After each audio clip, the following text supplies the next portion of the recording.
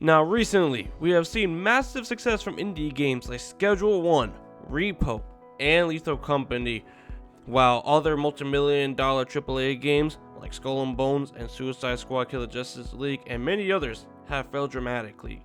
Now why is that? Well, here are three main reasons why AAA games are failing and indie games are not. Let's start off with the most obvious reason, and that is greed. Greed. Everyone's favorite gaming cancer. Now, how is greed the biggest problem? Well, I'll answer that right now. Settle down. These big publishers like EA, Activision, and Ubisoft, they only care about milking every penny they can get out of their players rather than, actually making an engaging game that their players would actually want to play. Instead, they put cool looking cosmetics that you can only get through a stupid battle pass and in the in-game store instead of actually making them achievable through progressing in the game. Now every game these days has to be a live service slop where the game is bare bones at launch, but they continuously update it with content that tries to coerce the player into buying their overpriced skins, and it gives you an unfair advantage over other players that ruin the experience for everyone else besides for the whales.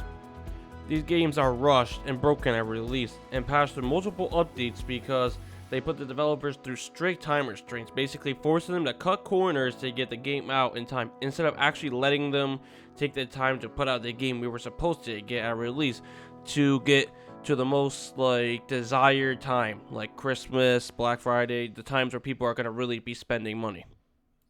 So now let's get into the second reason, and that is the rising cost of the development. Games now have progressed to being a Hollywood production instead of just a fun game.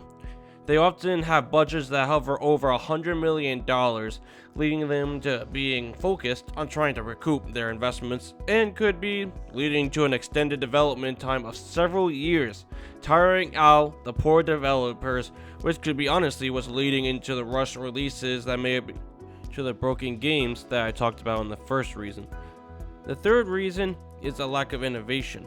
They don't innovate, they just stick to the same formulaic design that had been proven to work before, instead of trying to push the boundaries of what's possible with gameplay and storytelling. They're also trying to appeal to everyone instead of making a perfect game for a desired audience. That's the main reason Elden Ring became the game of the year. FromSoft stuck to their values and made the perfect game for the players that they knew would be playing their game, instead of making it accessible for everyone, adding, difficulty sliders and such.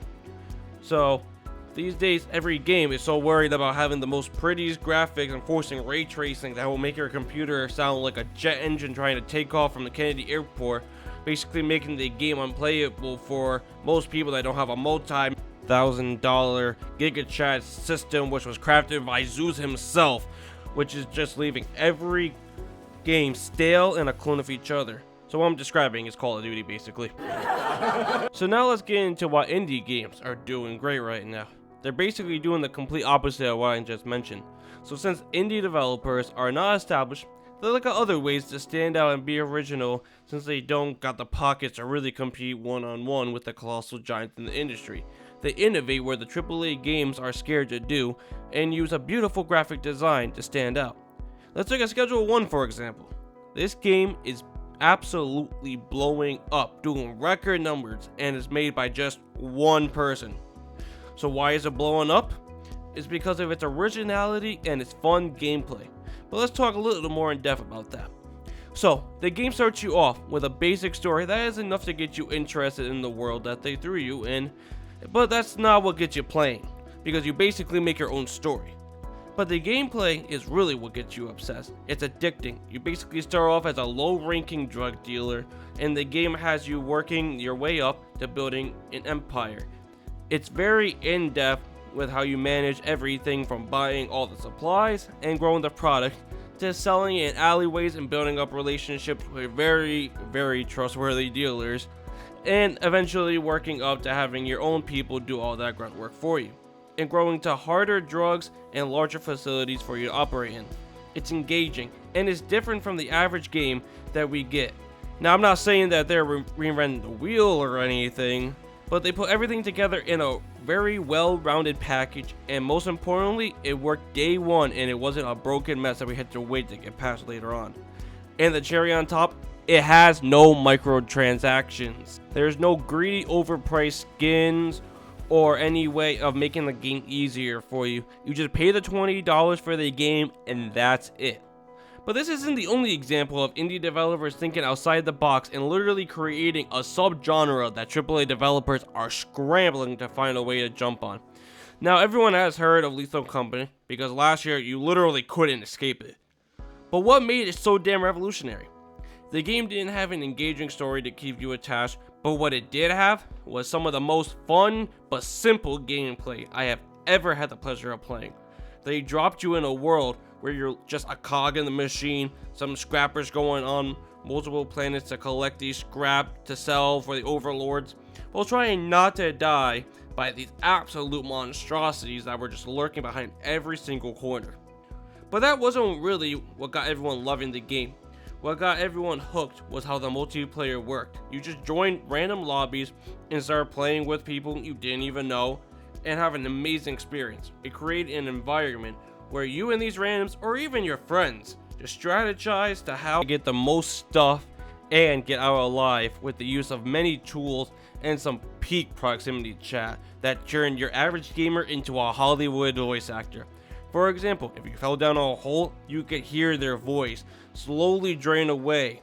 Or if someone drowned, you could hear the sound of them speaking underwater. So even though everything was simple in itself, it was so different than anything we had that it absolutely took the world by storm, creating a type of subgenre of cooperative survival horror mixed with extraction horror that has recently been replicated really well by another indie game named Repo that is blowing up. So to end things off, the fans really just want a game to go back to being a game instead of being a corporate copy and paste cash cow that doesn't innovate and is just stale. So maybe one day these publishers will come to their senses and learn from these indie devs who are pioneering a new wave of excellence for the game industry. But if history tells us anything, then probably not. But if you want to learn about a AAA game that was a shit show at release and mostly redeemed themselves, check out this video that's on the screen right now. But anyways, thanks for watching. I'll see you in the next one. Goodbye.